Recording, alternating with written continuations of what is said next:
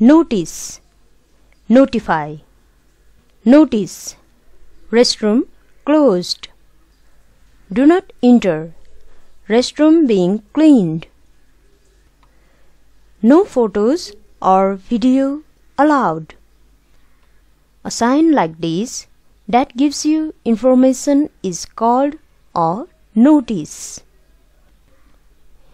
यस्तो साइनहरुबाट तपाईलाई इन्फर्मेसन दिन्छ भने त्यसलाई हामी नोटिस भन्छौं। केही हुँदैछ, यस्तो गर्नुहुन्छ, यस्तो गर्नु हुँदैन, यसरी इन्फर्मेसन दिन्छ भने त्यसलाई हामी नोटिस भन्न सक्छौं। For example, the notice on the board said closed for lunch. He posted a notice about the job opening.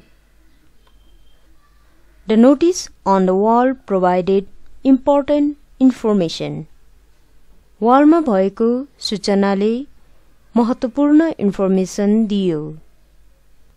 Notice वर्डलाई यो सेन्टेन्सहरुमा एज अ नाउन युज गरिएको छ।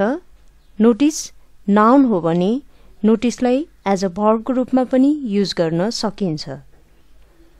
नोटिस वर्डलाई नेपालीमा सूचनाको रूपमा युज गर्न सकिन्छ as a noun.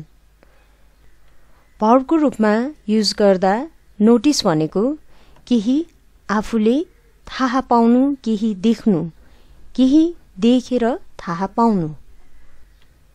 To make an observation as a भर्बको रूपमा यसरी युज गर्न सकिन्छ। I didn't notice the time. कुनै कुनै इंग्लिश वर्डहरु नेपालीमा कम्प्लिटली ट्रान्सलेट गर्न गाह्रो हुन्छ। जस्तै यो नोटिस वर्डलाई पनि अलिकति नेपालीमा ट्रान्सलेट गर्न अलि अप्ठ्यारो जस्तो देखिन्छ, तर पनि हामी भन्छौं नेपालीमा याद भएन, ख्याल गरिन। यहाँ यस्तै मिनिङ आएको छ। I didn't notice the time. मैले समय ख्याल गरिन। मैले समयको ख्याल गरिन। मैले समय कति भयो याद नै गरिन। यस्तो पनि मिनिङ आउँछ। She didn't notice the mistake. उनले गल्ती याद गरिनन्। Did you notice the new painting? तिमीले नयाँ पेन्टिङ देख्यौ? कहिलेकाहीँ देख्यौ भन्ने मिनिङ पनि लाग्न सक्छ सेन्टेन्सबाट। त्यसैले मैले भनेको ठ्याक्कै नेपाली ट्रान्सलेसन पनि हुँदैन। यो सेन्टेन्समा देख्यौ, याद गर्यौ, यस्तो पनि मिनिङ आउँछ। Did you notice the new painting? तिमीले नयाँ पेन्टिङ याद गर्यौ और देख्यौ। He failed to notice the warning sign. उसले वार्निङ साइन याद गरेन और देखेन। नोटिफाई, नोटिफाई भनेको भर्ब हो। To tell someone officially about something. कोही कसैलाई जानकारी दिनु, जानकारी गराउनु। Sentences. Please notify me if there are any changes.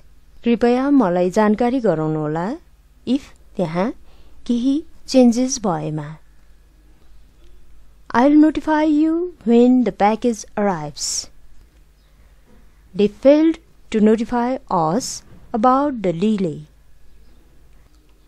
यहाँ म एउटा सानो कन्भर्सेसन दिन्छु, त्यसबाट तपाईहरुलाई अझै झन क्लियर हुन्छ। Did you notice the new sign? Yes, I'll notify everyone about it.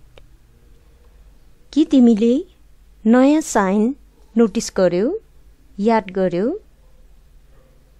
Yes, यसको बारेमा म अरूलाई पनि जानकारी गराउने छु, जानकारी दिने छु।